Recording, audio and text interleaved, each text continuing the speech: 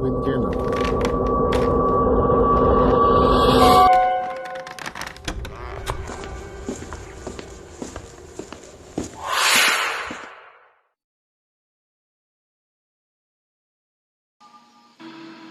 On Christmas Eve in 1989, I was traveling through Mexico City in my boyfriend's car. He was driving and I was navigating. There were Christmas decorations up along the streets and most of the traffic was moving at a snail's pace, taking care not to hit the dense pockets of people walking up and down the street. We were in a hurry though, so my boyfriend turned off one of the main roads and we cut down a side street to avoid the congestion. We made a few more turns and suddenly stopped when we realized we didn't have a clue where we were. I opened the map while my boyfriend put the car in park and lit up a cigarette. I was tracing our route on the map to backtrack us when something struck our car hard on the front side right next to me. I caught a glimpse of a figure slam into our windshield and bounce forward off the car.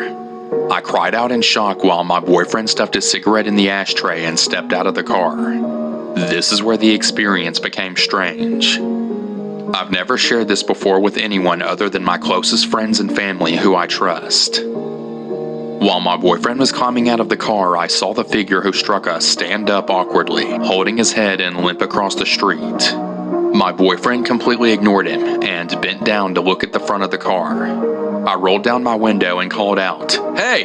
to the man as he limped away. My boyfriend, thinking I was yelling at him, called back to me, "Don't get out." I called back, "What? Why?"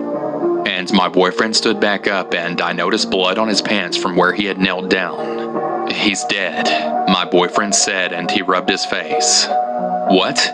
No, he's not, I turned and started to point in the direction the man had limped away in, but he was gone. I got out of the car and stood up. I saw enough to understand what my boyfriend meant. The man we had struck had flipped off the windshield and caught his head in a storm drain. His neck was very clearly broken and he was bleeding heavily from 2 different compound fractures in his legs where he had struck our car with his bike. The bike itself was lying on its side by my feet, the front wheel bent sideways and the back wheel still spinning. I was in shock and kept jerking my head back and forth down the street the man had limped down on and the figure at my feet. It didn't make sense. They were wearing the exact same clothes. "How many people did we hit?" I asked my boyfriend. He looked at me like I had hit my head. "Only one," he replied. Then he started waving his arms to flag down a police car. I sat down on the sidewalk and stared at the ground, feeling like I was going to be sick. I wasn't crazy.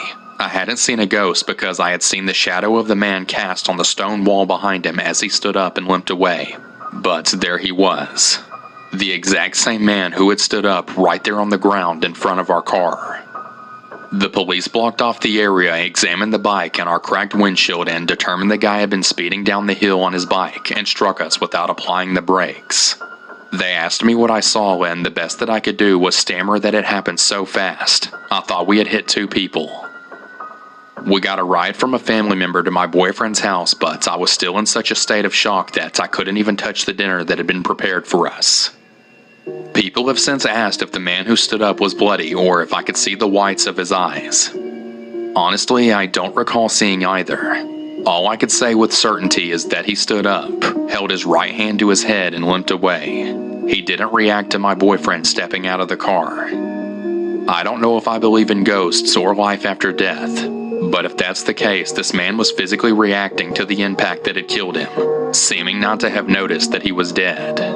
Occasionally I dream about that night and that impact, but in the dream I never see the man stand back up. I see a bright flash of light and then nothing. No details of the man himself after the hit. I never even found out the man's name. It was the worst Christmas of my life.